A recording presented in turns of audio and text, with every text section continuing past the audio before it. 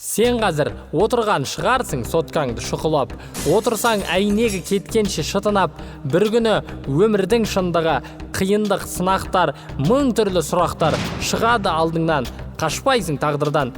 Бұл тірлік мәңгіге созылмас, сондықтан ұйықтама, көзіңді аш, қарап қой жан жаққа, өзіңді, сөзіңді салмақта, ілініп қалдың ба қармаққа. Достарың шақырса, ұшасың шапқылап, атанаң шақырса сөйлейсің қаттырақ. Сен үшін достарың бағалы, атанаң жай ғана ескінің адамы. Жассың ба түнімен сандалып қыдырған, бір татқың келеді-ау ішімдік шылымнан. Бір түрлі ағалар тазартып санаңды, жарнама жасап жүр күнәлі амалды.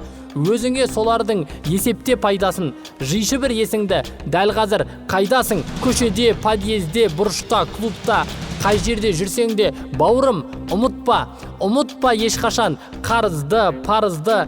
Бұл өмір біз үшін бір сынақ тәрізді.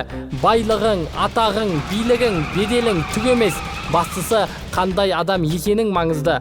Сондықтан басыңды ала тұр соткадан, сәл ғана қарашы, жан жақта көп адам. Сен құсап ойланып тоқтаған, тоқтамай ішіп жеп қайтыс боп кететін 5 күндік өмірде бар ма мән, жоқ па мән?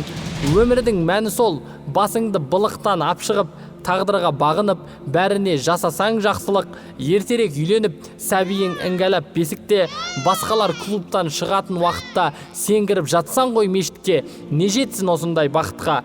Кеш емес, батқан жоқ күнәлі, бақытты табасың, тастасаң өмірді күнәлі.